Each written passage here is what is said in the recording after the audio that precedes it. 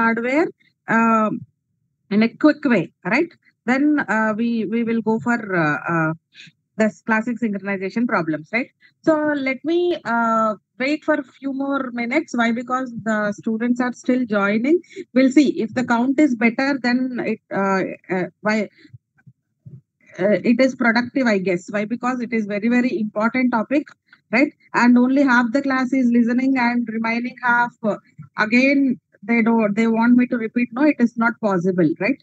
So let's wait for a few more minutes. Yeah, once again I'll explain. Not a problem, right? Today I'll not explain the entire thing. Only the test and set I try to explain, right? Test and set and compare and swap. These two, I try to explain it, right? Yeah. Then we will move to the classic synchronization problems. So you are okay with mutex and semaphores, right? You want me to explain that also? Mutex is very simple topic. Semaphores also similar to mutex only. It is also very simple. I guess you understand that. Yes.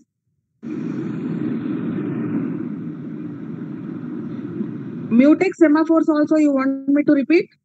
Or is it okay? Only understood semaphores mutex. Okay. So only synchronization hardware. So I try to explain that in the whiteboard, right? So that you understand better, right? So still I can see only 34 are there. Okay, till 11:10 I'll wait. If not, I'll start the class now. Why? Because we are wasting time in waiting for the students only, right? Yeah, let's wait for 2 more minutes. Then we can start our class, right?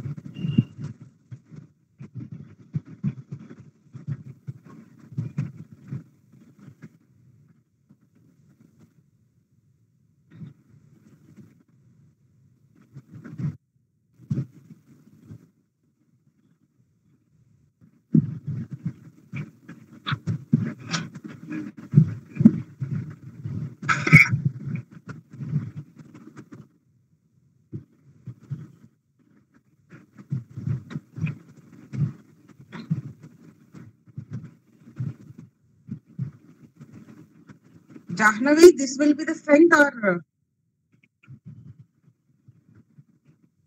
there are any yet to join? Can we hope? 37, 36 students are there. So is it okay? We can go with that?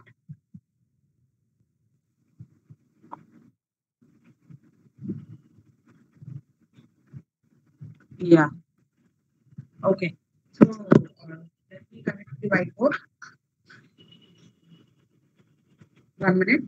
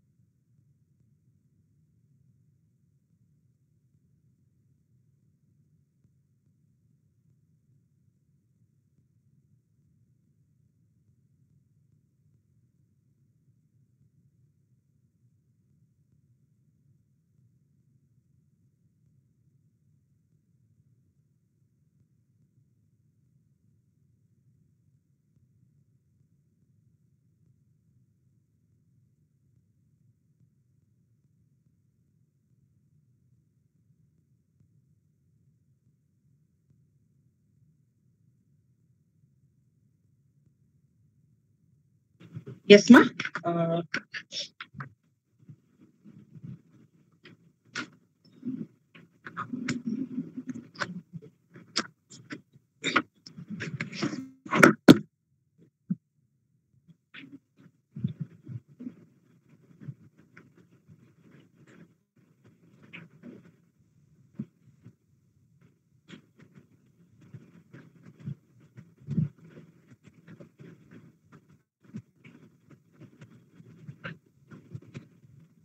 Can you able to see the screen?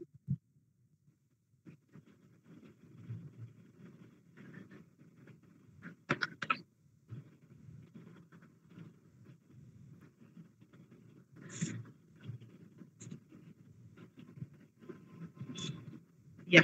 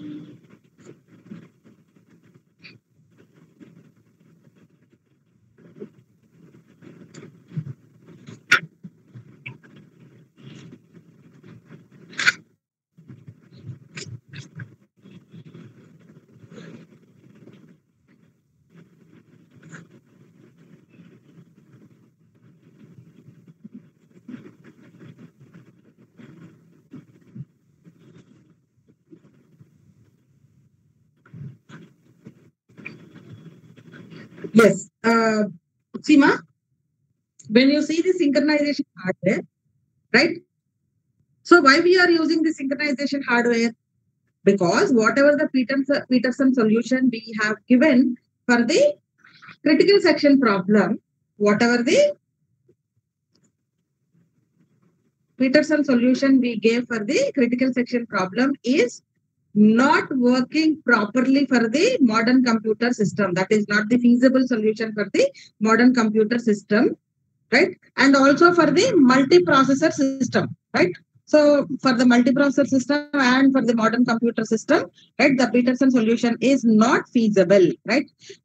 And that is limited to only two processes. But when it is coming to multiprocessor, definitely multiple processes may be trying to access to the critical section. So that is the reason, right? So we try to give a hardware-based solution. Why? Because in most of the modern operating systems are supporting the hardware instructions, right? Most of the modern computer systems will be supporting the excuse me, hardware instructions, right? So here what we are trying to do is, by making use of the hardware instructions, we try to solve the critical section problem. We try to solve the critical section problem. So by using two instructions, one is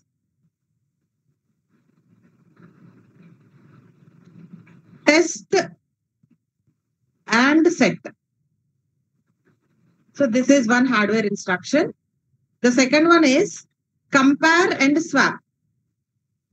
Compare and swap. So these are the two hardware instructions most of the modern operating systems are supporting. Why? Because your system first to support the hardware instructions, then only you can make use of these instructions to provide the solution for the critical section problem. You are getting me, guys? Right? So these solutions are based on the concept called locking. Right? That means whatever the critical section is there, by using these instructions, this critical section will be locked. It will be locked, right? Because it is locked, no other process is allowed to enter into the critical section.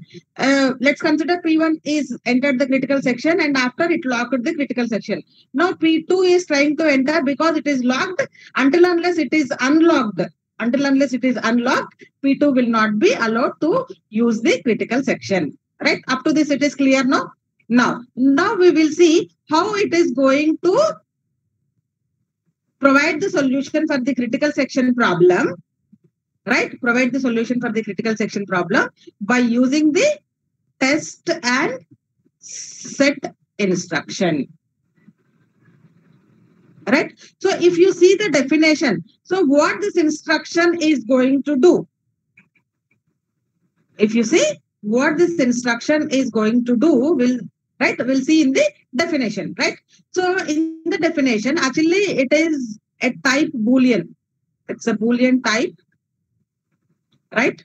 It's a method or it's a function, whatever you call. It is of type boolean. What do you mean by boolean? Either it can return true or false, right? And in this method, right, it is going to pass a parameter which is target. As a target, we are going to pass the parameter into this test and set function. Now, what actually this function will do? What this will do is, it is defining one more variable, RV, right? In RV, we are moving the target value and we are changing the target value to true, right? We are taking one Boolean variable RV and moving the target value to RV and making target to true and finally return RV. This is your actual test and set method will have. Now, let's see if a function or if a process which wants to enter into the critical section, right? Then this is the code for the mutual exclusion implementation. Any process wants to enter into the critical section, first it will execute this mutual exclusion implementation. So in that, what you have to do is, when you can do is while true, while this is returning true, right? Then only it can perform the operations which are there inside. So what is the true condition here is, here we are having a while loop where test and set, right? Test and set, we are passing the lock variable here. If this is returning true, do nothing. If it is returning true, do nothing. If it is returning false, then you can enter into the critical section. After entering into the critical section, you are supposed to make lock is equal to false. After you are coming out of the critical section, you should make lock is equal to false and you can execute the remainder section. Guys, up to this it is clear? I have just written the code. Any process which wants to enter into the critical section, first it will execute the mutual exclusion implementation. In the mutual exclusion implementation, it will be checking the condition. It will be checking, right? In the while loop, it is calling the test and set function. If this is returning true, this while loop is returning true, it has to do nothing. If it is returning false, then it can enter into the critical section. After it is doing its job in the critical section, and when it is leaving, it should make lock is equal to false. You understood, ma? Up to this it is clear? Guys, you should please respond in the chat box. Then only I can understand. Yes, up to this it is clear. Right? Yeah. Now, so what will be the default value for the lock?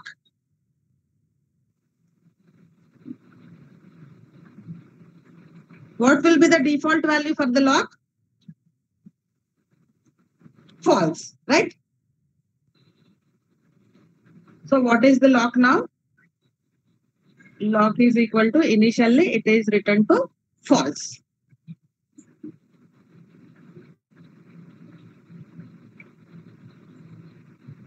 Now, let's consider process P1 initially, right?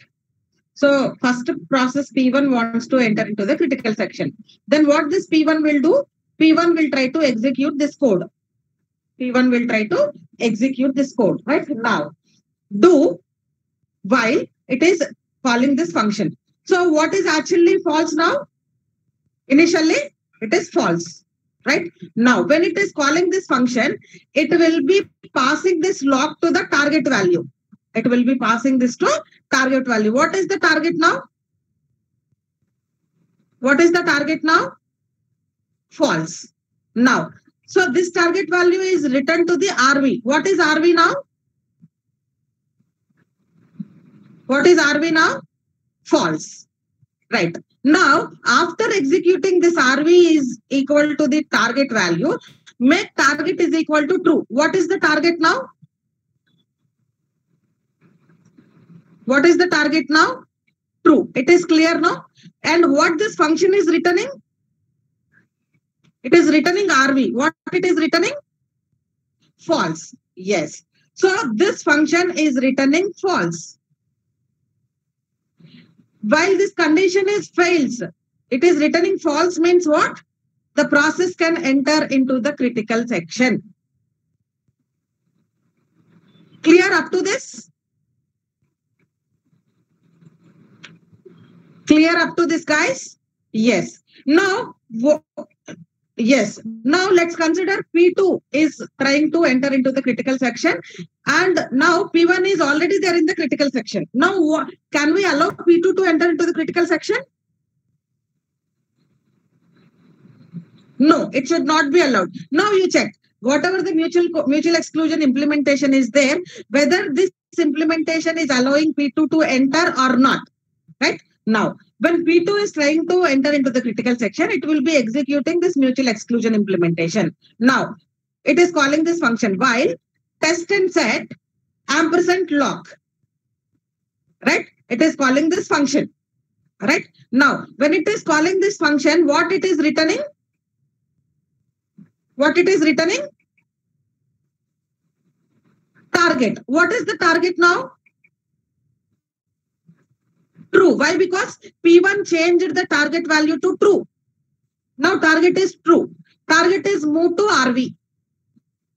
Target is moved to RV, right? So target is already true. You need not to make any changes here. Target will be true only. Now, when it is returning RV, what it is returning?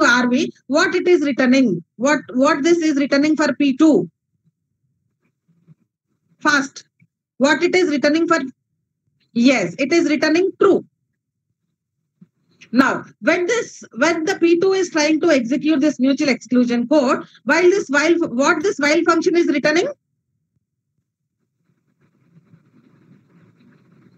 What this while function is returning? True. Because while is returning true, the P2 has to do nothing. It will not be allowed to enter into the critical section. Right? It will not be allowed to enter into the critical section. It has to do nothing. Now, let's consider when P2 is going out, it is making lock is equal to false.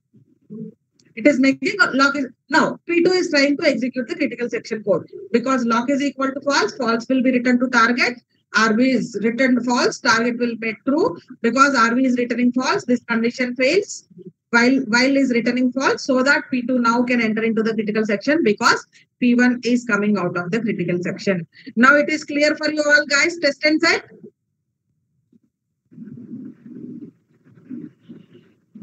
You still have any doubts? Clear? Yes. Okay, ma'am. Thank you. Now let's see compare and swap.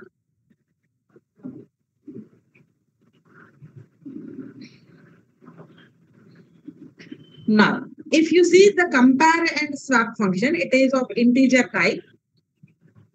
I'm writing in the shortcut, ma'am. Compare and swap.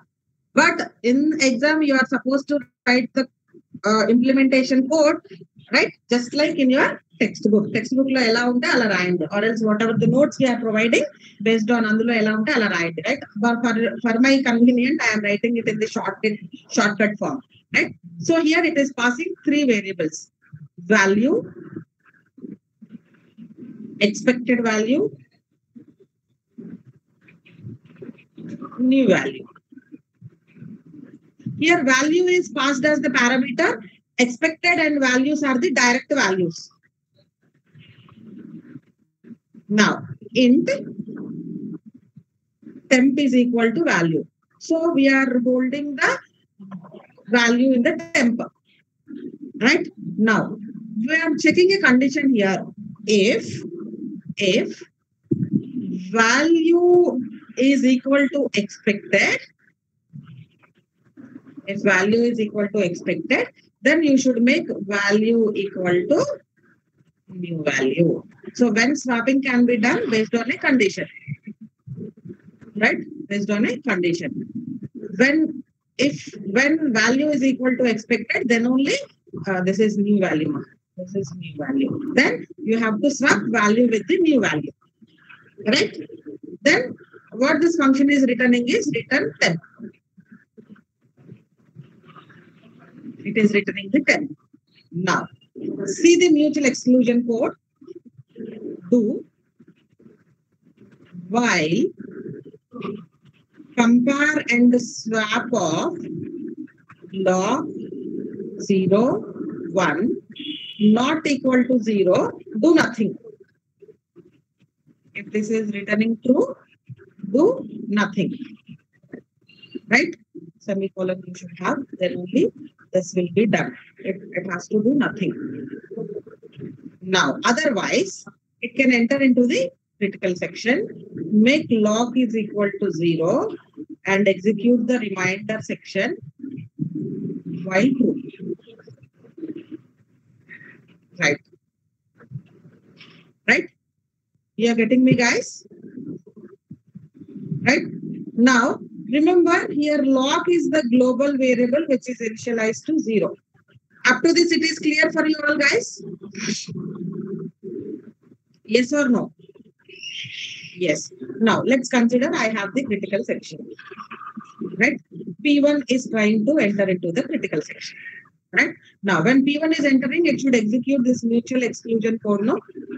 Right? It should execute the mutual exclusion implementation.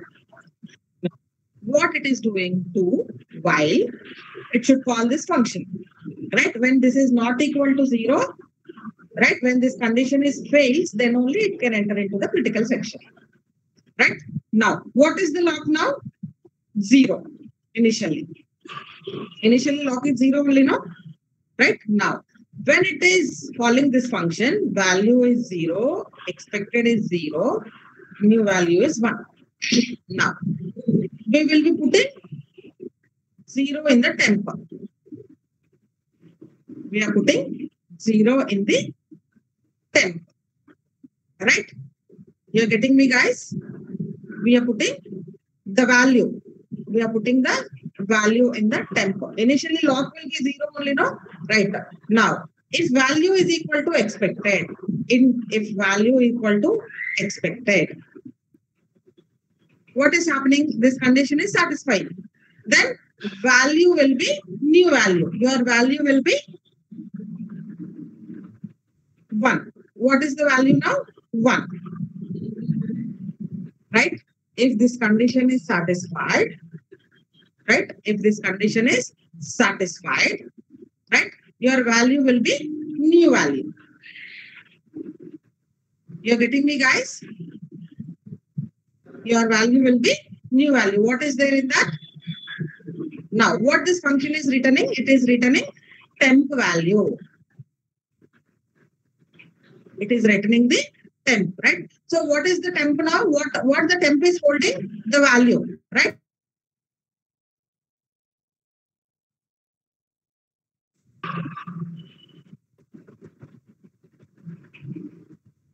What this function is returning, guys?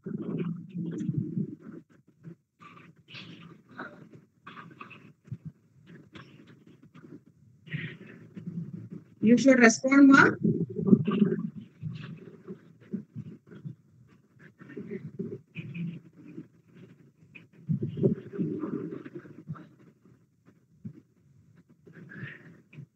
Yes, it is returning 0, right?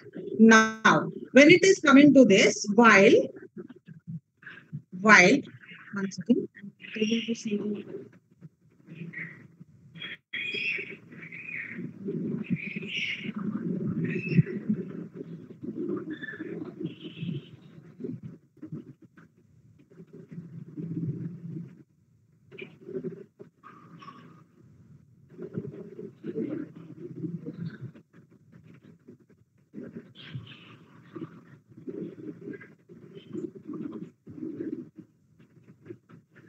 Yes, value at address of variable value.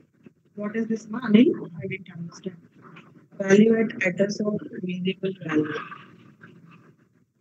Yes, what the temp is returning, right? Now, let's check the condition, right? While, what is this lock is returning? This function, finally, what this function is returning?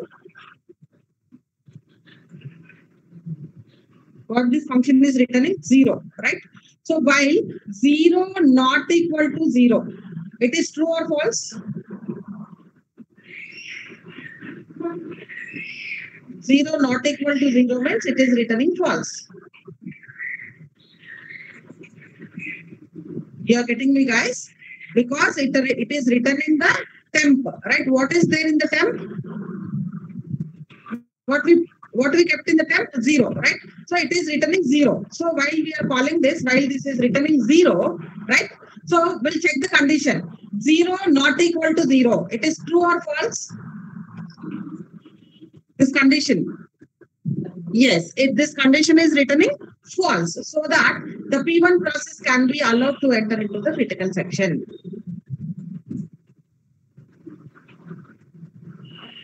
Right? This is,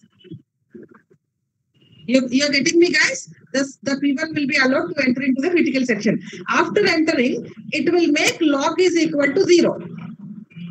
It will make log is equal to, sorry, when it is coming out, then only it will make log is equal to 0. I'm so sorry, right? First P1 is entering into the critical section, right? So remember, when P1 is entering into the critical section, your log will become 1. Right? Why? Because in the value, the value was there. It was 1. Right? Now, the first process is in the critical section. Up to this, it is clear now?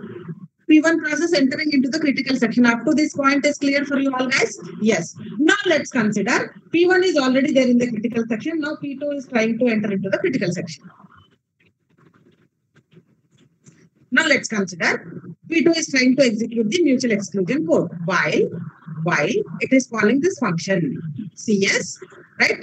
It is calling the function. Now it is calling the function, right? Int value, int expected value, int new value. See here, expected and new value both will not change because these are the only values. But normal value is passed as the parameter.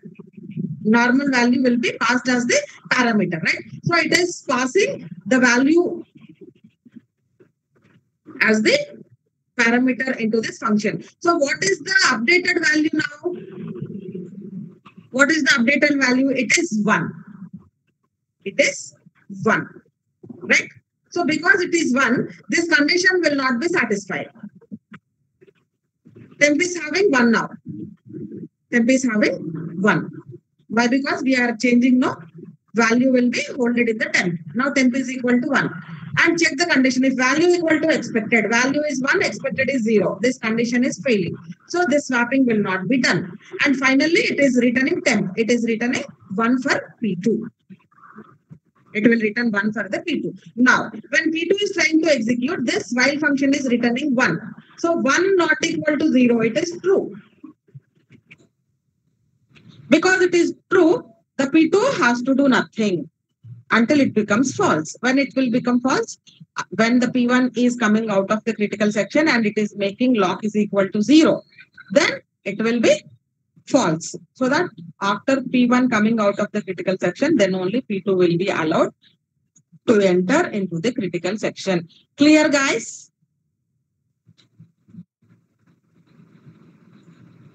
Yes, ma, still you have any doubts? Is it clear now?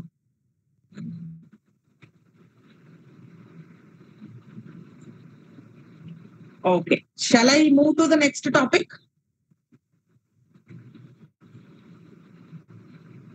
Yes.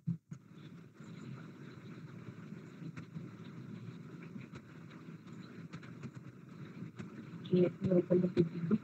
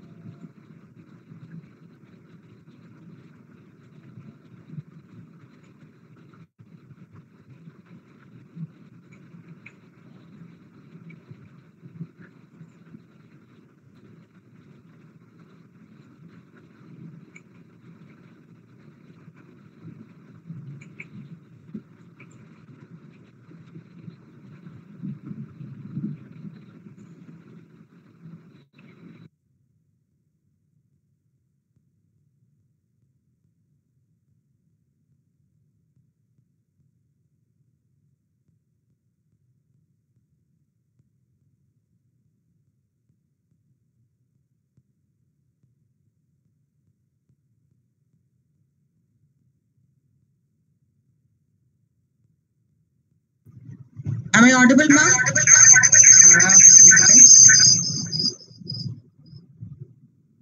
Yes. Am I audible, guys, now? Yes. Yeah. Yes. Now, see, this is the classic synchronization problem, right? So, in that, what we are going to discuss is we will be seeing some synchronization examples and the appropriate some approaches for solving the critical section problems or synchronization problem, whatever, right? So here we examine several classical process synchronization problems and to explore several tools that are used to solve the process synchronization problems, right? Now, when it is coming to this, the classical problems are the bounded buffer problem, readers writers problem, and timing philosophers problem, right? So in our syllabus, we will be discussing only these three, right? And we try to give the solution using semaphores, monitors, and various operating systems. That is okay. But now we are going to discuss about the solutions using the semaphores, right? So we try to give the semaphores solutions for the problems, right? Now, this is the bounded buffer problem. See, this is bounded buffer problem is nothing but, right? Your bounded buffer problem is nothing but we are trying to give the solution for the producer consumer problem using the bounded buffer. What do you mean by bounded buffer?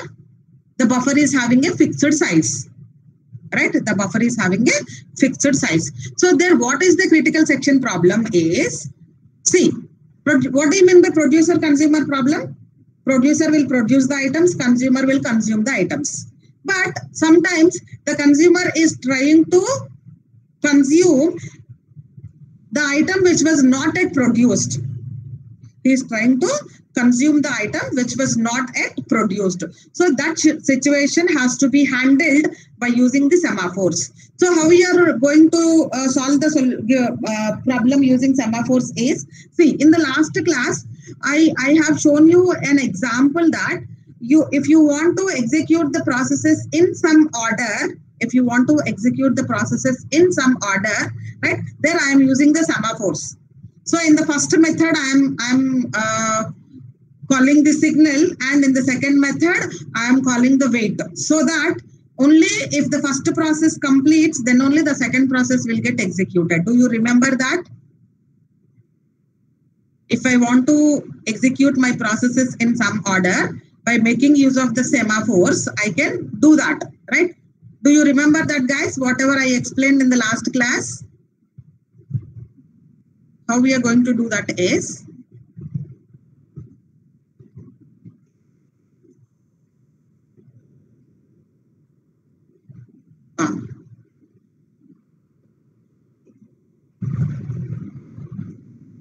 see, I have two processes, P1, P2, right? And I want to execute P2 after P1 only. That means first P1 has to be executed, then only P2. So I'll put some code, right? I'll put some code in P1 and P2 and make sure that only S1 is getting executed first, then only S2. So for that, use a semaphore. I am using a semaphore called sync, but I am initializing it to 0. Then in P1, what I am doing is, in P1, I am calling signal. Right? I am calling signal, right? And in P2, I am calling wait, right? So that means first execute the code S1, then signal. In P2, first execute P2, then S2. And whatever the semaphore I am using, which I am initializing to 0. So that means in P1, after executing S1, then only your sync will be incremented. So in the wait, so if P2 is trying to execute before P1, what happens is, first it will call the wait. So in wait, what will be checked? Whether the sync is less than or equal to 0 or not. If less than or equal to 0, it will be in the busy waiting. It will be in the busy waiting. When it will become 1? When the P1 is executing the signal on sync. So by using this semaphore, I am trying to execute my processes in some order. That means first P1, then only P2. You understand this, ma? That means you can use the semaphores to execute the processes in your comfortable order. If you want to wish them execute in some order, you can do it by making use of the semaphores. So the same concept we are using in the bounded buffer problem. So in the bounded buffer problem, what we are doing is, right? So first, the producer has to produce the item. Then only I can allow the consumer to consume the item. If the consumer is trying to consume the item before producer is producing, I'll make the consumer in the busy wait. I will not allow the consumer to consume the item if there is no items. You're getting me, guys? Clear? You understand this? How I am going to solve this bounded buffer problem using the semaphores? Yes. Now see the actual problem definition. Now let's consider I have n buffers here. I have n buffers. Each buffer can hold only one item. Each buffer can hold only one item. And I am using 3 semaphores here. Semaphore mutex I am using for the mutual exclusion. And semaphore full is used to hold the number of full buffers. And semaphore empty is used to hold the value, that is number of empty buffers. You understand, ma? I have n buffers, each of size 1. Means each buffer can hold only one item, right? And I am using 3 semaphores here, right? 3 semaphores, that is semaphore mutex, semaphore empty, and semaphore full, right? If you can see this here,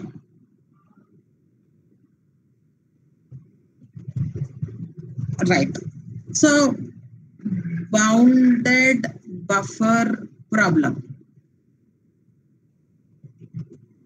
Right, so the bounded buffer problem is nothing but it is used to illustrate the power of the synchronization primitives. We present a general data structure for this. Then we will see how it is used for the producer-consumer problem. Right.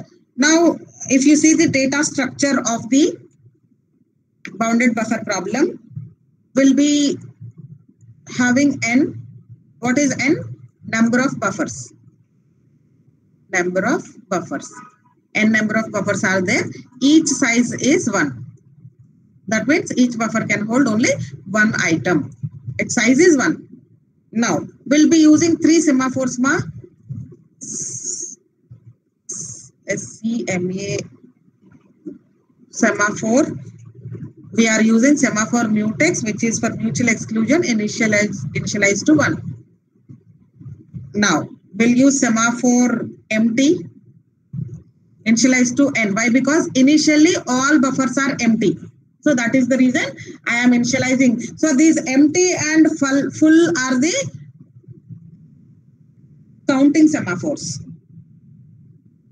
Right? Mutex is the binary semaphore. Right? And I'll be declaring one more semaphore called full. So full will indicate the number of full buffers. Initially, the number of full buffers will be, you can tell me what initially the full. Initially full buffers same unnai? 0. Very good. It is 0. Empty buffers are n, full buffers are 0, and semaphore mutex is initialized to 1. Now, if you see the structure of producer-consumer problem, do waitful. This is first we'll see for the producer, then we can go for the consumer, right? So do. So what? Let me use the eraser.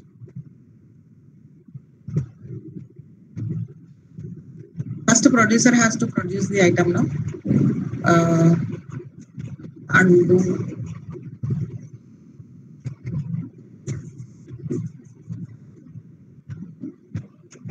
Now let's consider the producer is producing the item. So because initially semaphore is equal to 1, the mutex semaphore is equal to 1, producer can be allowed to produce the item. This is the producer code. When the producer is trying to execute this code for producing the item, because initially mutex is equal to 1, mutex is equal to 1, the producer can log this semaphore. That means when the producer is producing, the consumer should not be allowed.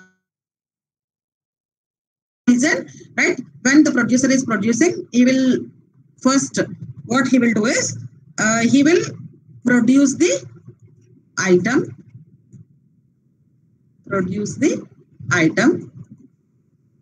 right? First he will produce the item. Then after producing the item, what he will do is, he will apply the wait operation on empty. What wait will do? Wait minus minus, no? Wait, that means empty minus minus. Empty minus minus. So because he is producing the item, now the empty buffers will be n minus 1 because one item he kept in one buffer. So now the number of empty buffers will be n minus 1. Right? Now what he will do is, he will apply wait on mutex. Right? He will apply wait on mutex. That means what? Now mutex will be 0. Mutex minus minus, no, mutex will be 0. Empty will be n minus 1. That means there are n minus 1 empty buffers and the mutex is 0. Making mutex is 0 means what? Now no one is allowed to enter into the critical section. So in the critical section, what the producer is doing is, he will add the produced item to the buffer. Add that item to the buffer. Right? First he will produce the item. After producing the item, what he will do is, he will pick one of the empty buffer. Right? He'll pick one of the empty buffer. So in that empty buffer, he will now place the item. So before placing the item, what he has to do is, he has to perform wait operation on empty as well wait operation on mutex. So when mutex is 0, when any other process trying to add the item or remove the item from the buffer will not be allowed. Right? Now after adding the item, what he will do is, he will perform the signal on mutex. That means, because producer is already produced the item, he kept in the buffer. Now this mutex will be released. Now mutex will be 1. Now after this, he will perform the signal on full. Now what full will become now? 1. Because that means we have one full buffer. After producer produced the item, we'll have one full buffer, n minus 1 empty buffers. Right? And in one buffer, one item is there. Right? Now, all this will be done while true. That means when the critical section is free. Okay, this is not allowing me to write. That is true, ma. This is clear now. Up to this, it is clear, guys. Yes. Yes. Up to this, it is clear now. Producing the item part is clear, right? Now let's see when the consumer is trying to consume the item. Right. I'm writing here only so that you can understand better. I'm trying to write the code here, right?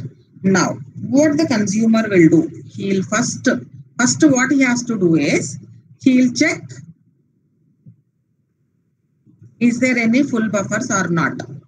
Why? Because if there is no full buffers, the consumer is not allowed to consume. So that is the reason we are checking this condition. What wait will do? What wait will do? It will minus the full. Right?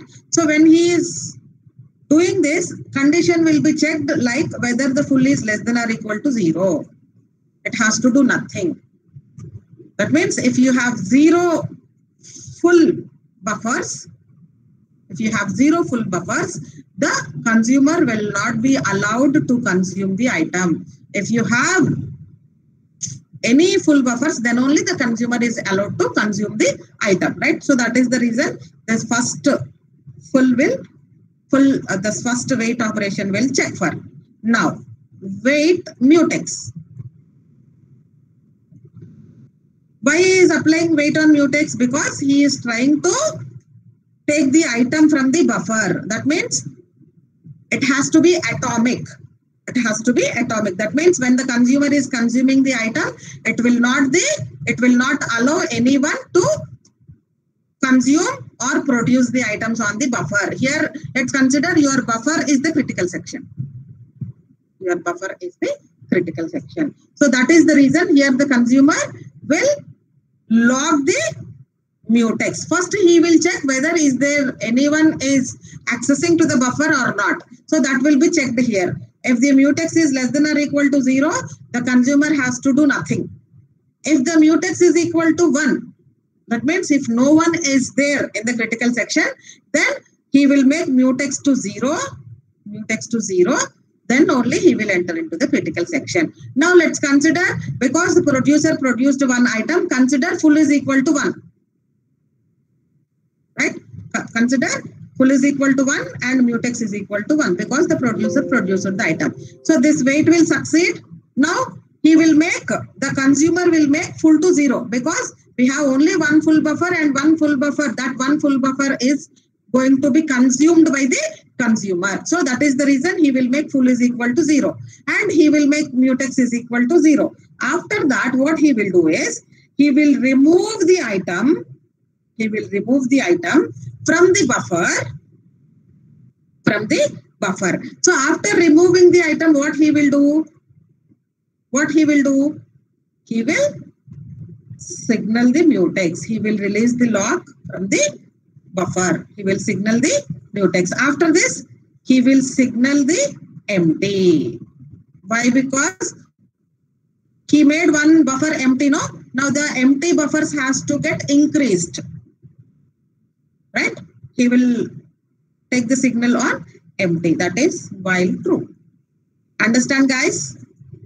So what this is actually doing, after producer producing the item, then only it will allow the consumer to consume the item. Right?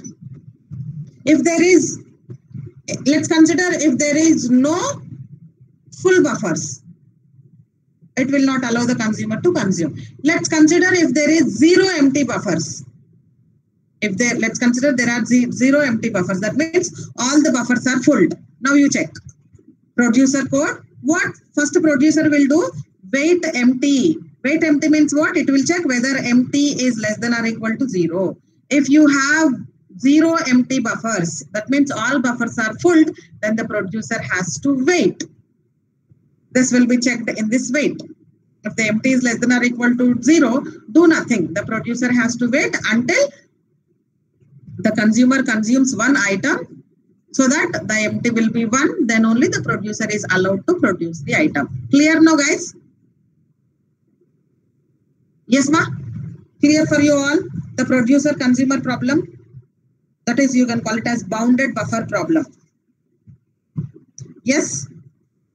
Very simple. You have producer, consumer. Producer will produce, consumer will consume. When the producer is producing, he will make one of the empty buffer to full buffer.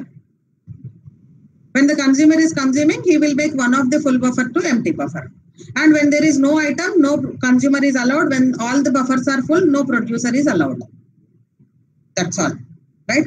So this is all about the producer consumer problem. Guys, clear? Only one person is responded, 520. What happened to the remaining? Is it clear for you all, guys? I want more responses.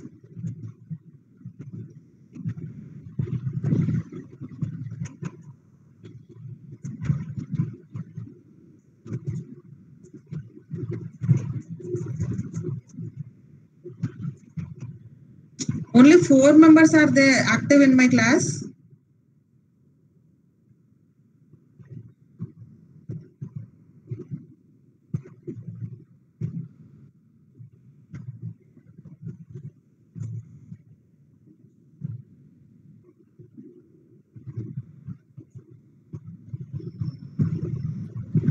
So with this, I can decide like only 10 members are active in my class. All the remaining are only switching on and leaving.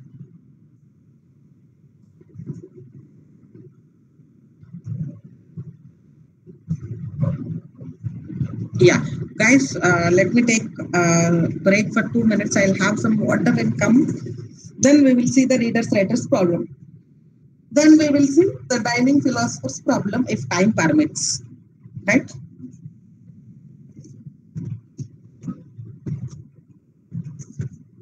Let me take 2 minutes break and I'll come.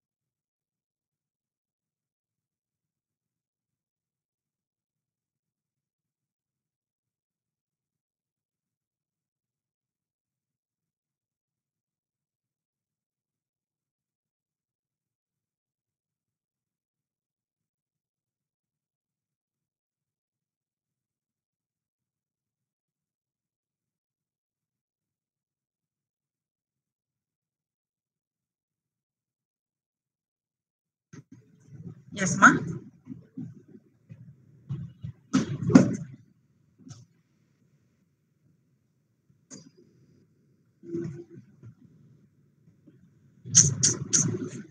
Yes. So we have seen the code for this producer as well for the consumer, right? Coming to this readers writers problem, right? So let's consider, I'll try to take it in the whiteboard only. I think whiteboard is better for this topics. Now this is readers writers problem, right? So in the readers writers problem, let's consider I have a common data set or database, you can say, right? Just like sometimes online lo manki repositories untai kada, there you can read the data, right? You cannot modify, no, only the authors can modify, right? Oh my god, what happened?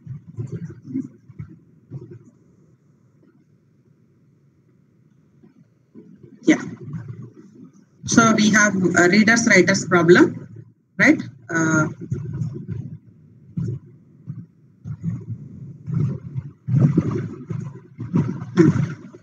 So I have the common database, right, where the multiple processes are trying to get access to it, right? Multiple processes can get access to it, right? Now the processes means among these, some processes only read the data and some processes read the data as well. They try to make some modifications to the data,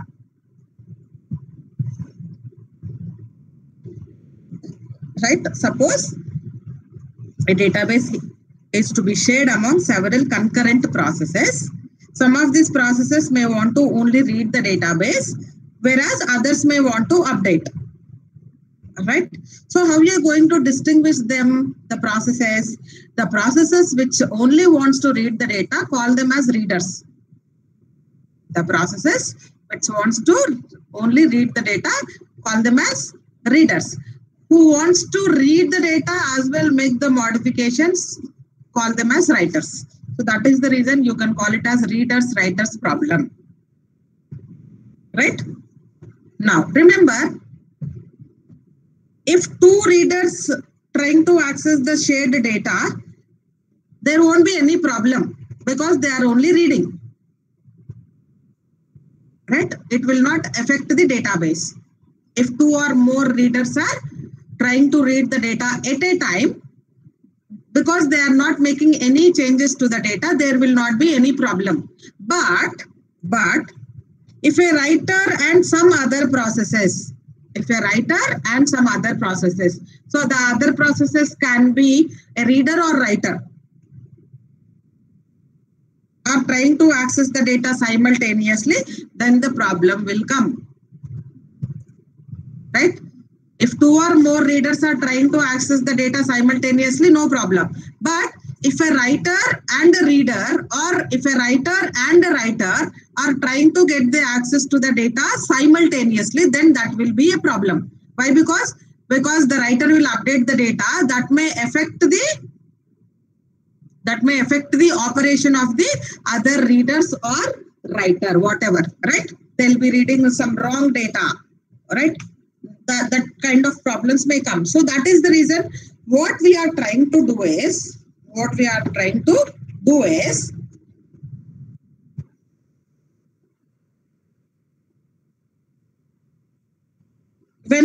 a writer is inside, right, no one is allowed to enter into the database, right? When the writer is inside, no one is allowed to enter into the database, whether it can be a reader or writer. Now, one more thing is, you should not make any reader wait. You should not make any reader wait unless a writer has already obtained the permission to use the shared object. Until unless a writer is entering into the database, he obtained the permission, you should not make any reader wait. And second solution is, when the reader is reading the data, when the reader is reading the data, right? When the reader is reading the data, and remember, in the same way, the next reader entered like that. If the readers are reading the data, until unless all readers completes,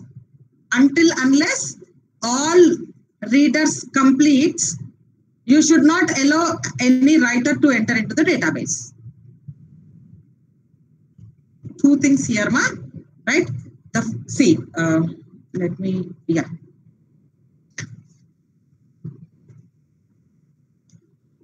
So this part is clear now. This is the common database. Multiple processes are trying to execute that.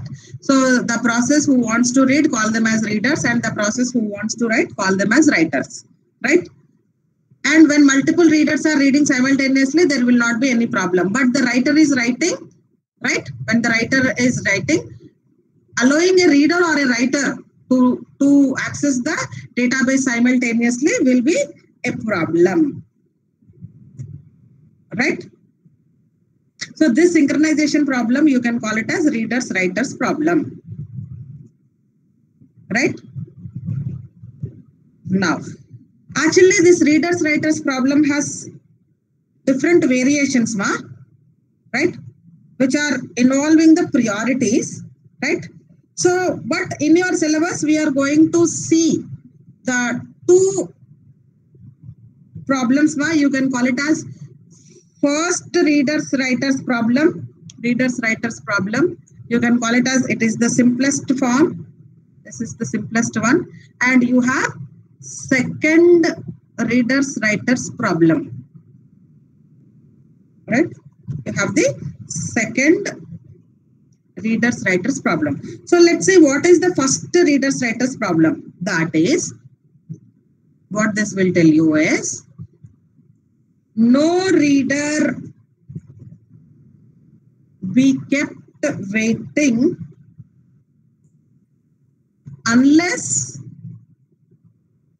a writer already obtained permission.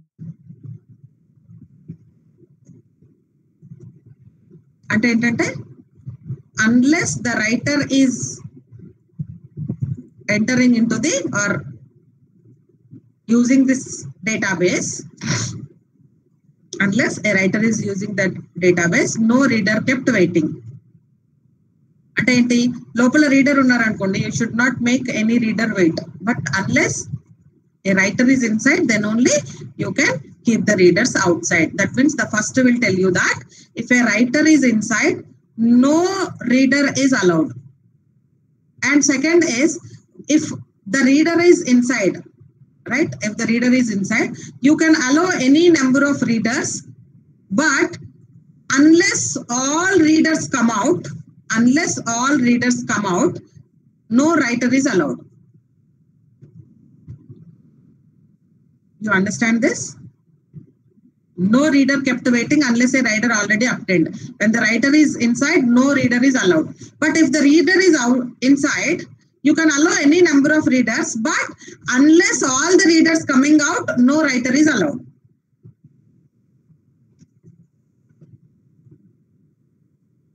Right? That is, the first one is, no reader should wait for another reader to finish simply because a writer is waiting. Because the writer is waiting, no reader is allowed. And after completing of all readers only, the writer will be allowed. Right? Now, the second writer's problem, right? Once a writer is ready,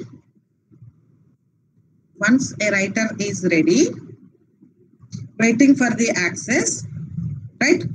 No new readers start reading. This is the second solution, right? Once a writer is ready, no new reader starts reading. Ante entante oka reader lopala unnadu. When the writer is ready, no new readers will be allowed. That is the second readers writers problem. So this second one was not explained in your syllabus, ma. It was given in the end of the textbook. If you want to go through it, you can go through it in the references, which was given in the end of the syllabus textbook. But the first readers writers problem, what we are going to discuss now. The first readers writers problem we are going to discuss now. So what is this first readers writers problem is, if writer is inside, no reader is allowed. But if the reader is inside, you should not stop the readers. Any number of readers can enter, but the writer only can write only after all the readers are coming out. So now we are going to take the solution for this scenario. That is, one second. For this scenario, we are trying to take the solution. The second scenario we are not discussing in our syllabus. But if you want to know it, you can go through it, right? The first readers writers problem solution. Now I am going to explain you. Guys, up to this clear, no? What is readers writers problem? What are the different solutions? And among what solution we are going to discuss? The first readers writers problem solution. What the solution is? These two conditions. For these two conditions, we are going to write the code using the semaphores in our solution. Up to this, it is clear, guys? Yes, no? Yeah, it is clear for Shravya. What about the others? Clear? Shall we go to the implementation part? Can we see the data structure and the code? Yes?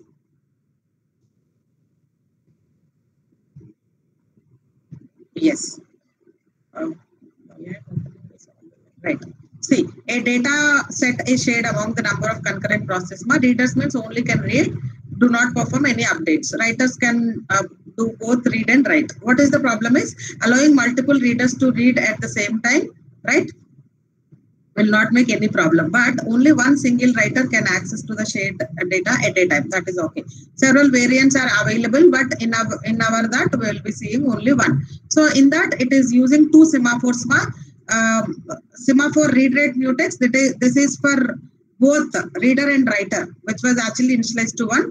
The semaphore mutex is used only by the readers, right? This mutex is used by the readers, right?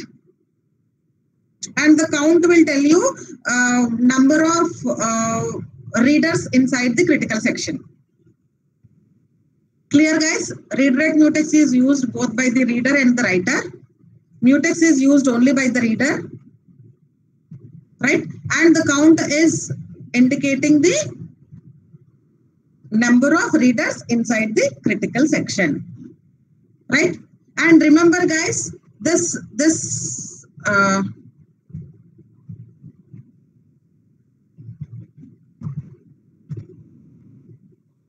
now, so read write mutex, which is for the mutual exclusion, right?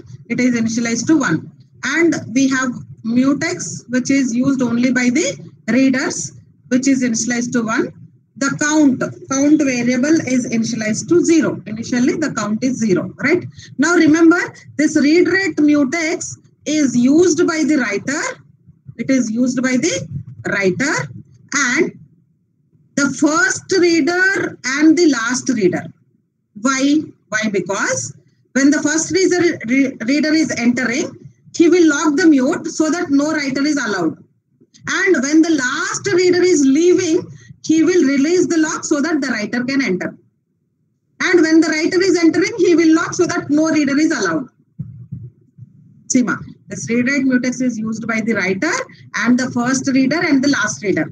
When the writer is using that means when the writer is entering into the critical section, he will lock this so that no one is allowed. And when the reader is entering, he will lock the mute. He will lock the mutex. And it can allow any number of readers, right? By making use of this mutex, not read rate mutex, The readers, any number of readers can enter into the critical section by making use of this mutex. And the last reader will be unlocking this mutex, read-write mutex. The last reader only unlocking this read-write mutex. Now we will see the code, right? This is clear now how the mutex and read-write mutex can be used. The read-write mutex is used by the writer. That means when the writer is writing, he will lock the mutex, and when he is done with the writing, he will unlock the read-write mutex. But when it is being used by the reader, the first reader will lock the read-write mutex and the last reader will unlock the read-write mutex.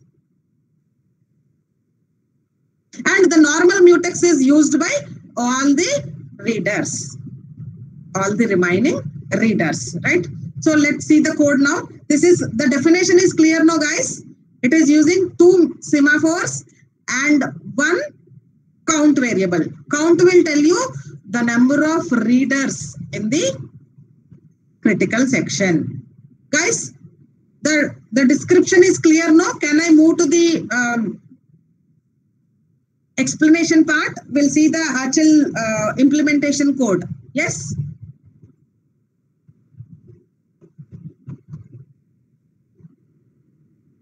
Yeah. Now, let's see the code. First, I am writing the structure for the writer process. For the writer process. Now, what the writer will do is, first initially, he will perform wait on read-write mutex. So what happens here? Check if the read-write mutex is less than or equal to 0. Then he can enter into the critical section, right? So because initially read-write mutex is 1, right? Because it is 1, so that, see, if the read-write mutex is less than or equal to 1, do nothing, ma. Otherwise, he can enter into the critical section. Now, when the writer first checking this condition, this will be satisfied. This will satisfy. Why? Because read-write mutex is equal to 1, right? So what he can do, he can enter into the critical section. That means writing is performed. So here read-write will be decremented. So now read-write will become 0, right? So when the writer is inside, let's consider if the reader or writer are trying to enter into the critical section, because the read-write mutex is 0, because it is locked, no one is allowed to enter into the critical section. Now, after this, what he will do? He will perform the signal on read-write mutex while true. Very simple, ma. This is for the writer. Writer ఏం చేస్తాడు? First he will check, is there anyone inside? If no one is inside, lock the critical section, enter into the critical section and start performing. Right? So మనకి online లో documents పెడతారు కదా, when the author is updating that document will not be available to the users to read it. The same thing is applied here. When the writer is inside, the database is not available to anyone until the writer completes the write operation. అర్థమైందమ్మా? The writer's part is clear, guys? Yes? First he will check, is there anyone inside the critical section? If no one, lock the critical section, enter and perform the writing. Coming out of the critical section, unlock it. That's all. But the reader's part is a bit confusing. It is a bit complicated. Try to follow this, right? First I'll write the code, then I try to explain you, right? See, I can able to erase it or not.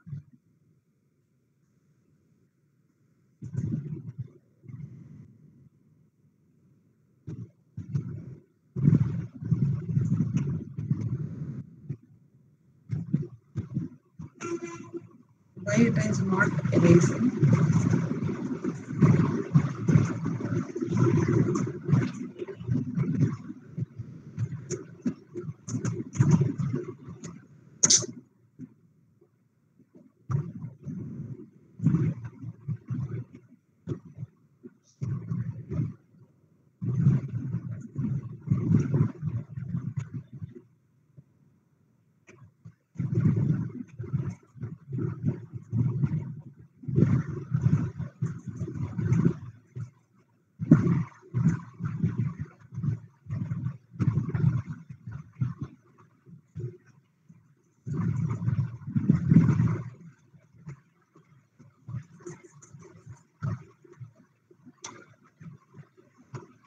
Okay, I am clearing the canvas. Let's see the structure of reader's problem.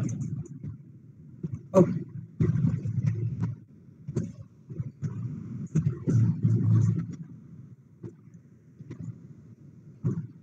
The reader's process structure. The reader's process structure, right? So do wait mutex. First I am writing the code, then I'll explain. Then semicolon read count plus plus. Whenever any reader is entering, he'll increment the count. Initially the count is 0, so it will be incremented. Now, first reader, now what he will check is if read count equal to 1. That means if he is the first reader, then he will log the read rate mutex also. After he enters the thing, then he will signal the mutex. That means now he will allow the other readers to enter into the critical section. So they will perform the reading. And whenever the reader is leaving, right? Again, read rate mutex and he will signal. And when the reader is leaving, right, he will apply the weight on the mutex, right? Then read minus minus, that is read count minus minus. Now we will check whether he is the last reader or not.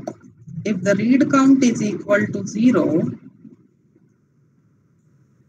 then he has to unlock the read write mutex. Then signal the mutex while true.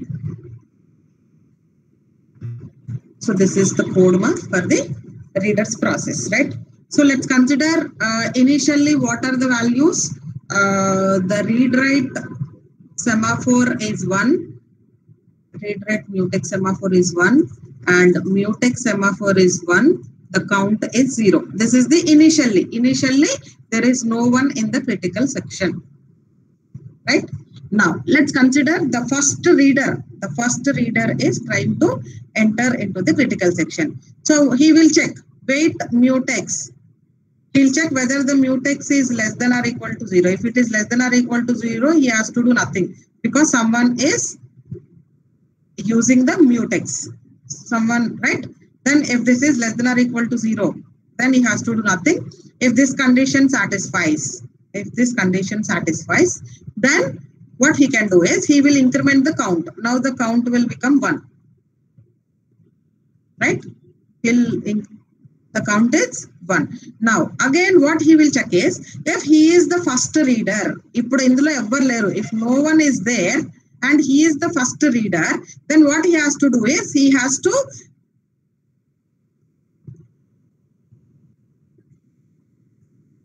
check for that whether any writer is inside.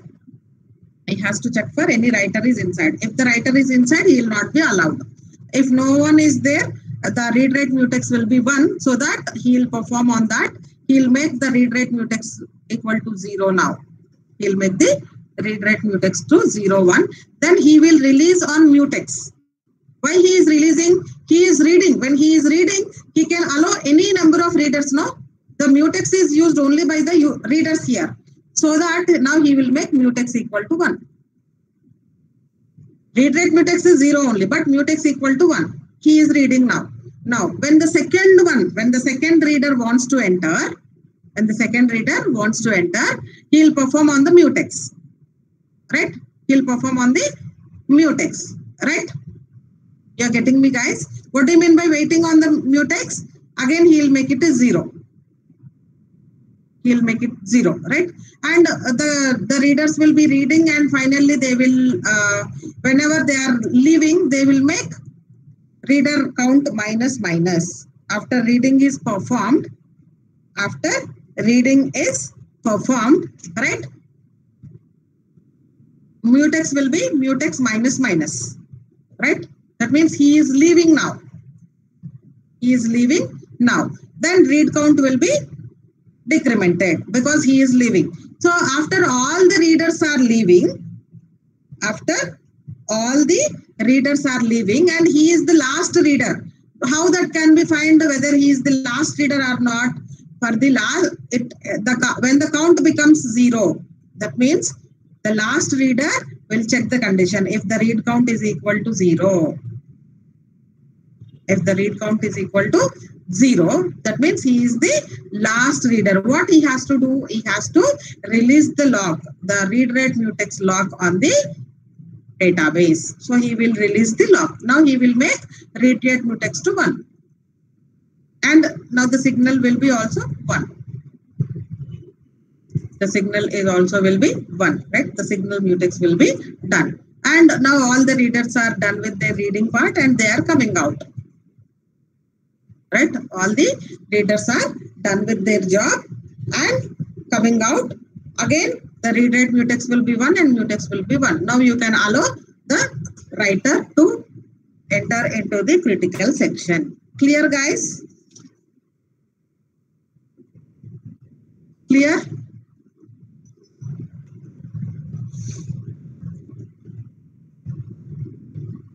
Once again, the second part, the reader's part.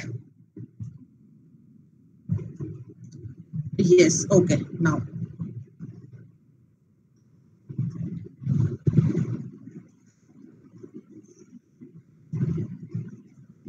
Yeah.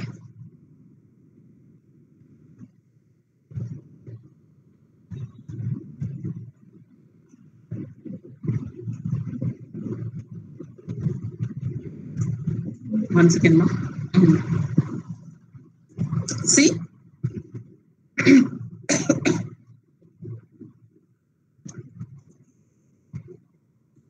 So initially what happens?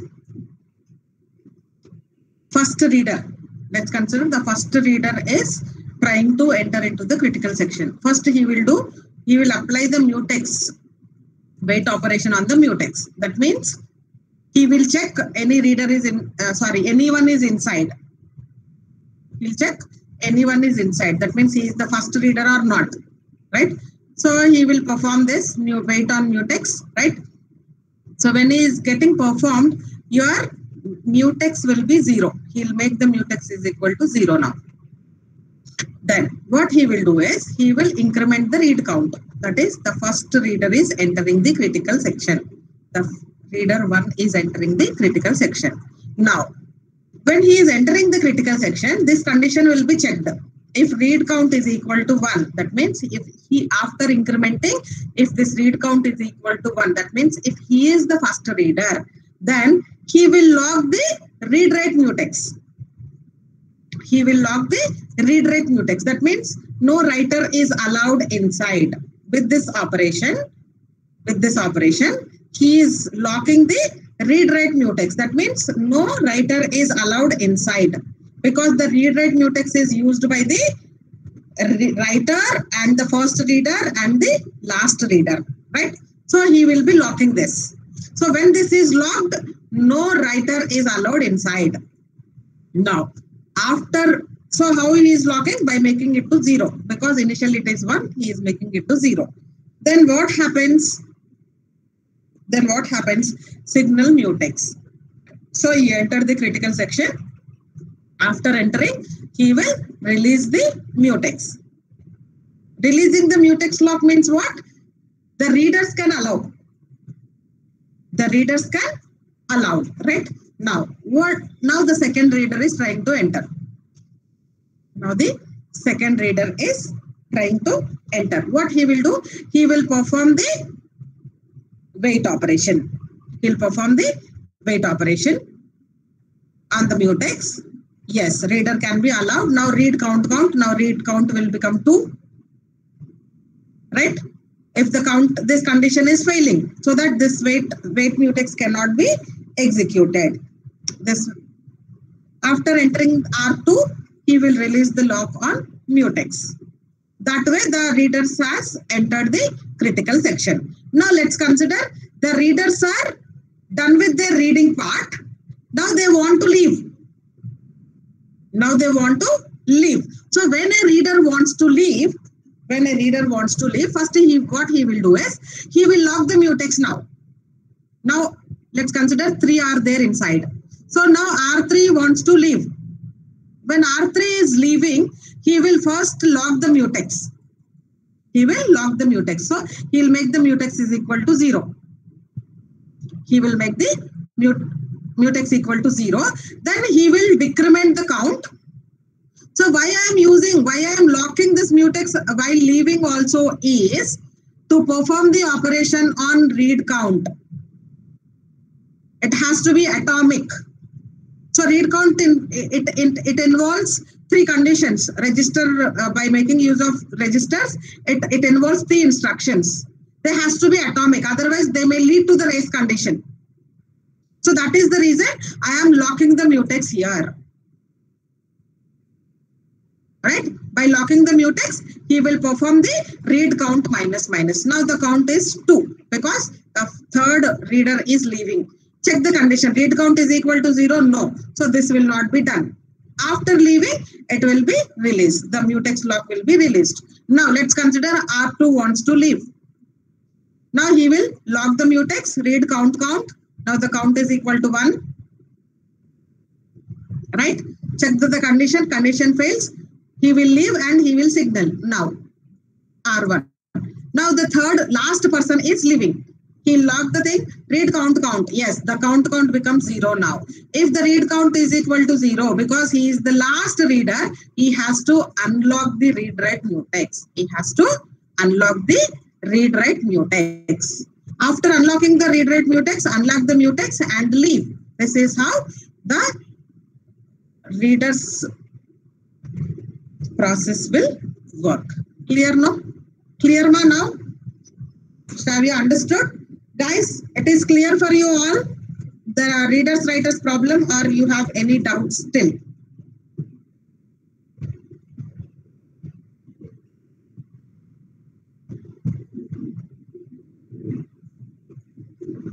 Clear, okay.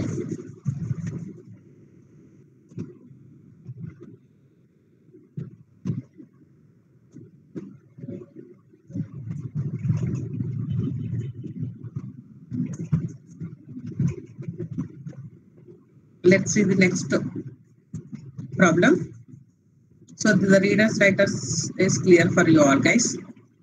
So this is how the writers process will be done, and this is how the readers process will be done. Right? So as I told you, you have 2 variants now, right? So here, what I will tell you is these 2 variants will lead to the starvation problem. What do you mean by starvation problem is, let's consider one reader is inside and the writer is waiting. And the writer is waiting.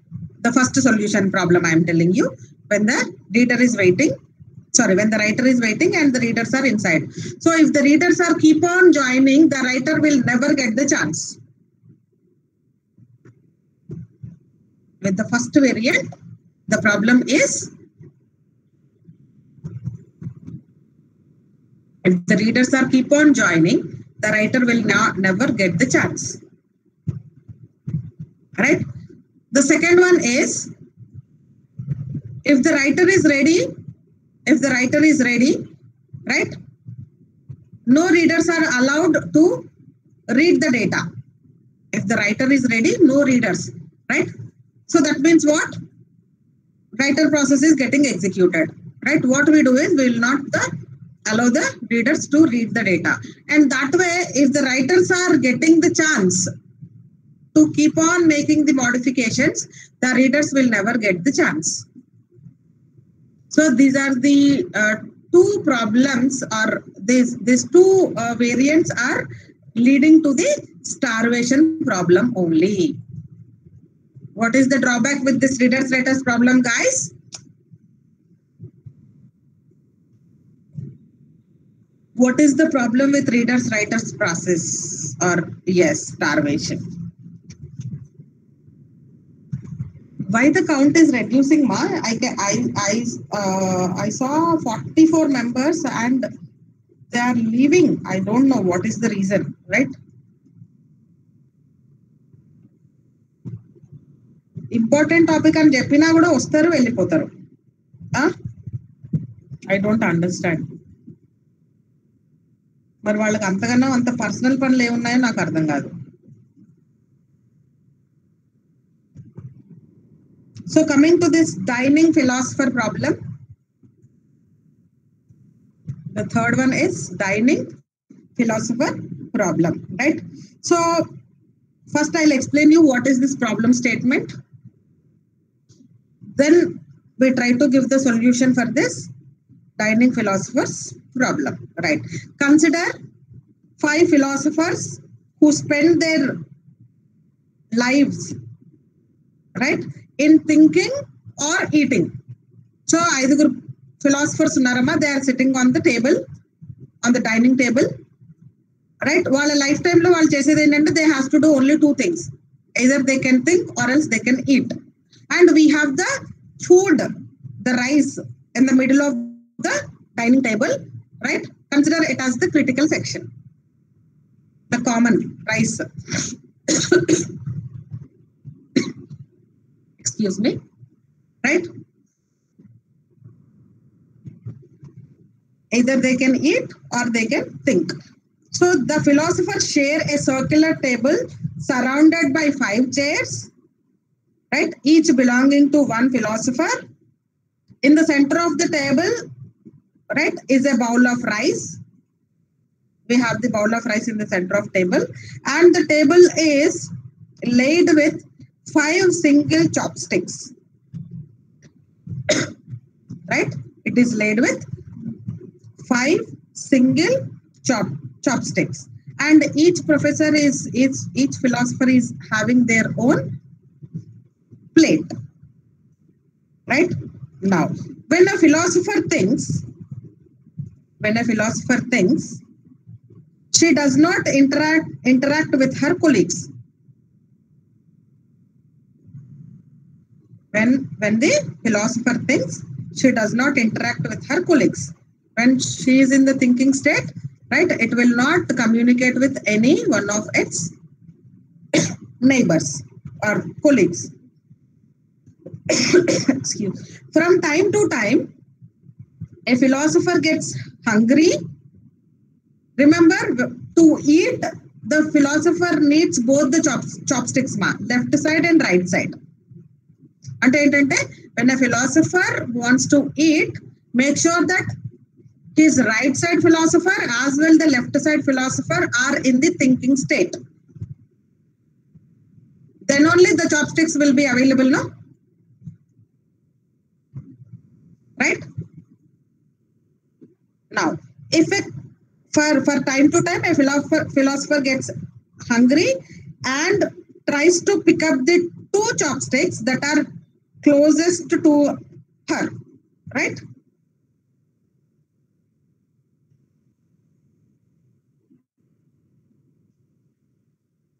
And a philosopher may pick up only 1 chopstick at a time.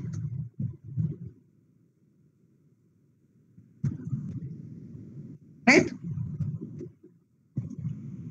And he cannot pick up a chopstick that is already in the hand of the neighbor. That is, when a hungry philosopher has both her chopsticks at the same time, then only she eats without releasing the chopsticks. Right? When she finished eating, she puts down both the chopsticks and starts thinking again. Right? Then, see, philosophers spends their lives alternating thinking and eating. A philosopher either can think or eat. And right, whenever they are hungry, what that condition is, the both chopsticks has to be available. And remember, he will pick only 1 chopstick at a time. Right?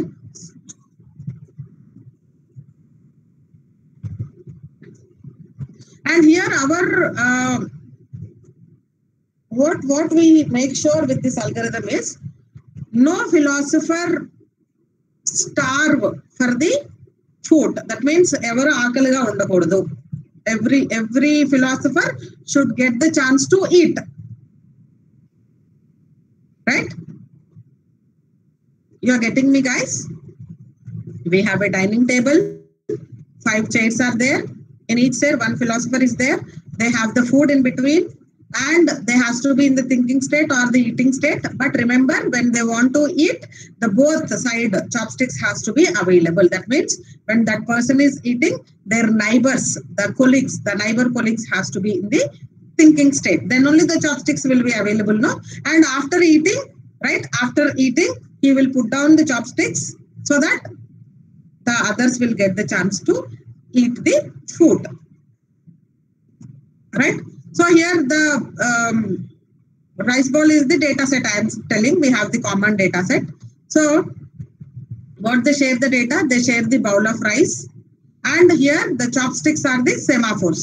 So how we are making use of these semaphores, the chopsticks, right? To make sure that at some time the philosopher should get the chance to eat. All the philosophers should get the chance to eat. And the chopstick semaphore, which was initialized to 1. Right? You understand this statement, ma, guys? Yes, no? The statement you understand. Yes. Now, let's see the implementation part.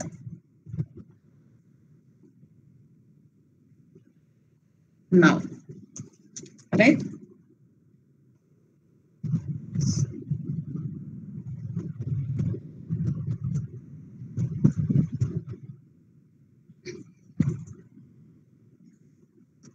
So I can say this dining philosopher problem is considered as a classic synchronization problem, and you can also take it as an example of a large class of concurrency control.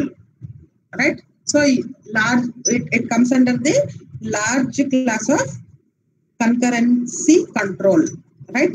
So because here I am taking a simple representation of the need to allocate the several resources among several processes in a deadlock free and starvation free manner. Ikkada chudandi, as I told you, the first philosopher has to pick up one chopstick at a time. So if all philosophers are trying to pick their chopstick, the left side chopstick, right, at a time, then it leads to the deadlock. Avuna kadandi, okkokala daggara okkokka chopstick untundi. They cannot eat, they cannot think. Right? Because they are hungry, they cannot think. Because the second chopstick is not available, they cannot eat.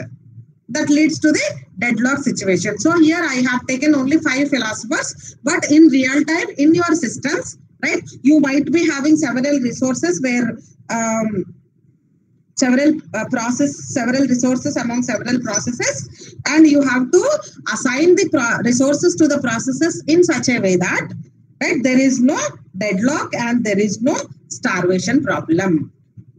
You are understanding, guys, why I have taken this dining philosopher problem as the classic synchronization problem? Because this type of situation can come in your real-time environment where the multiple processes are trying to get the access to the multiple resources, right?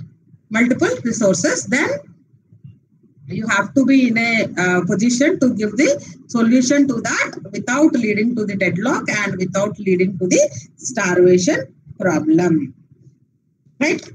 So how I am going to give the solution here is by making use of the semaphores. So one simple solution to this is represent each chopstick with a semaphore, and a philosopher tries to grab a chopstick by executing weight operation on that semaphore, and she releases the chopstick by executing the signal operation on the appropriate semaphore. Right? Appropriate semaphore. Thus, the shared data are where all the elements of the chopstick are initialized to 1. Right?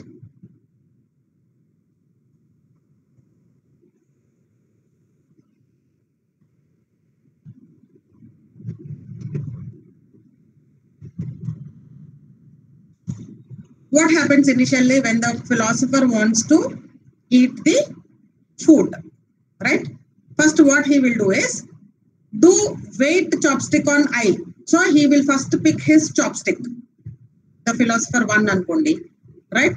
He will pick the C. ఇక్కడ మనం numbers ఎలా ఇచ్చుకుంటామంటే, so P0 chopstick is F0. P1, see, let me use the whiteboard. Yes.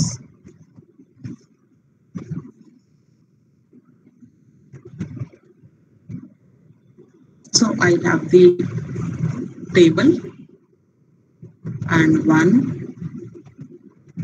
2, 3, 4 and 5. There are 5 philosophers, right?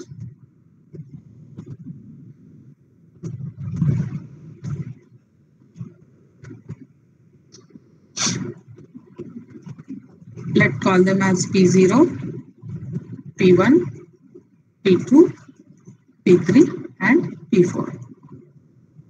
Now I have the chopsticks 1, 2, 3, 4, 5. So let's consider this is P0 chopstick, P1 chopstick, 4 kan rasna nenu, P2 chopstick, P3 chopstick and P4 chopstick. And I have the bowl. This is the rice. And they have their plates. Right? Now, what the code I am doing is for the philosopher I.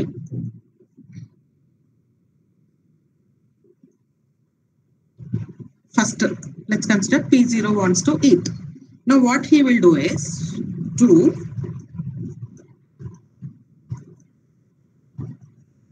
weight chopstick I plus 1. Sorry, weight chopstick I.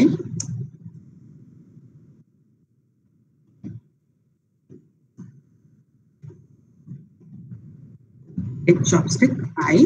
Then he will check weight chopstick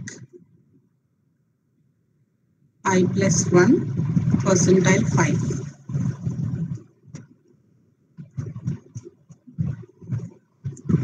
Then eat for a while. First I am writing the code one. Signal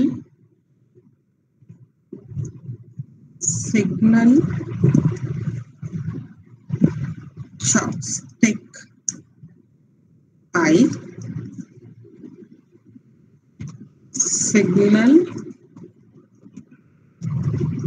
chopstick I plus 1 percentile 5. Then think for a while.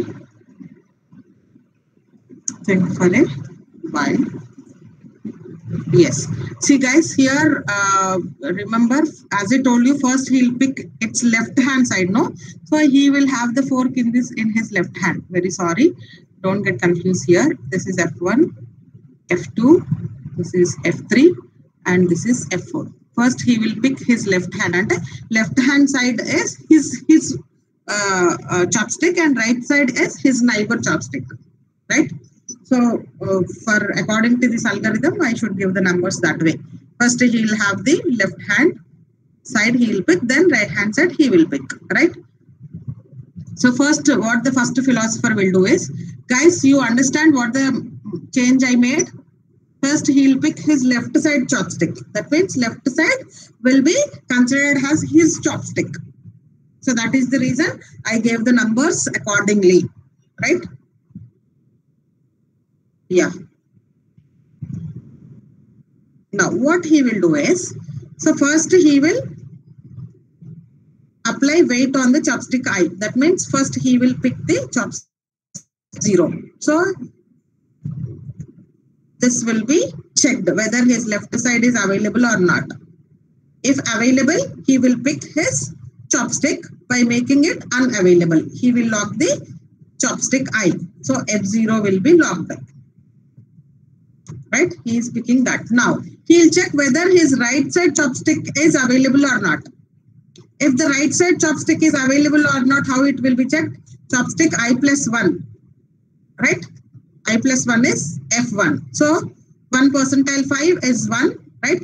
He will check the F1 is available or not. If F1 is available, he will pick that. So F0 and F1 he will pick and he will eat for a while. He will eat for a while.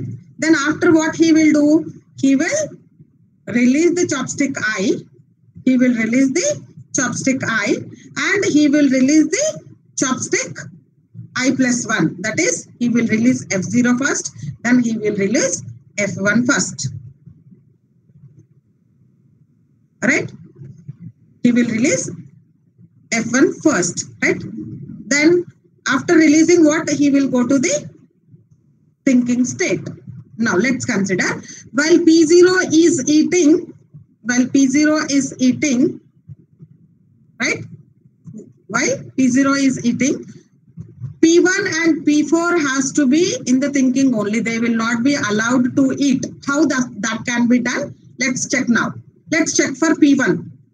Right? Let's check for P1. So P1 is trying to execute this. When he is trying to execute this, right? So now I will be 1, right? I will be 1, right? So when he is trying to execute this chopstick, because this 1 is already locked here with the second statement, F1 is already locked. F1 is already locked. P1 is not allowed to eat food. F1 is locked here. He will not be allowed to eat the food. Now check for P4. Check for P4, right? So when P4 is trying to eat that, because F0 is already locked here, right? F0 is already locked here. P4 is not allowed to eat. You are getting me, guys? With this semaphore, what I am trying to do is, if his left side, right side chopsticks are available, then he is allowed to eat. And make sure when he is eating, right, the neighbors are not allowed to eat. The neighbors has to be in the thinking state only. Right? So this solution guarantees that no two neighbors are eating simultaneously. When P0 is eating, P1, P4 will be blocked. But I can allow either P2 or P3 to eat the food because F2, F3 are available. So that I can allow P2 to eat. Right? Or else I can allow P3 to eat. Right? You're getting me, guys? This solution guarantees that no two neighbors are eating simultaneously. When P0 is eating, P4 is not allowed, P1 is not allowed. If P1 is eating, P0 not allowed, P2 not allowed. When P2 is eating, P1 not allowed, P3 not allowed. In that way, what we are trying to do is, we are trying to make as many possible philosophers can eat, we are allowing them to eat. That means when their left side, right side, both the folks are available, they can eat. If not, they has to be in the thinking state only. And but remember, as I told you, this may also lead to deadlock situation. That is, if all are hungry at a time and grab their left side chopstick, right? That means all are locked their own chopsticks. Right?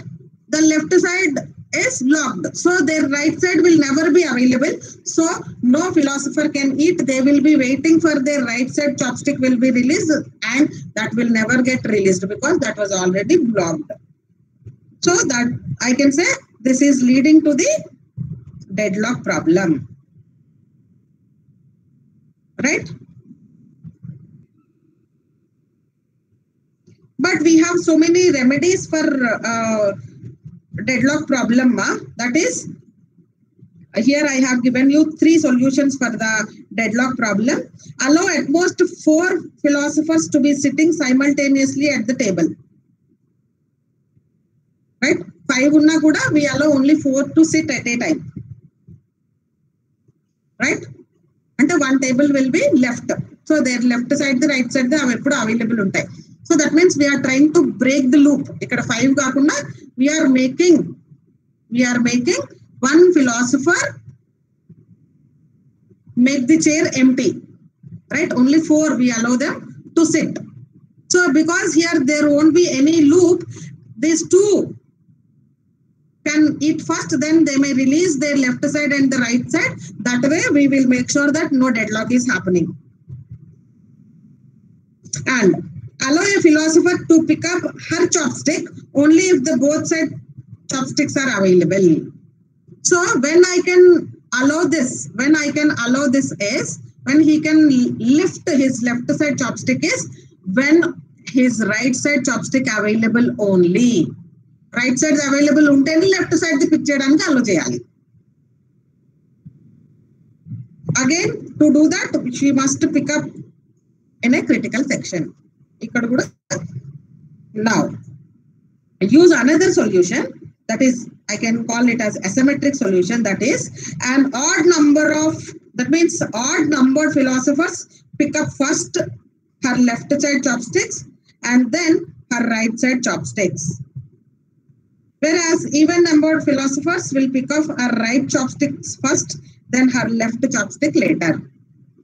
So with this I try to give the solution for the dining philosopher problem to avoid the deadlock. Right?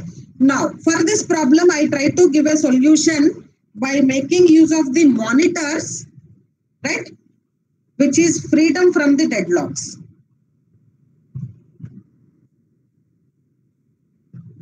Right? You are getting me, guys? Right? So this is how the deadlock dining philosopher problem solution for the solution using the semaphores, right? So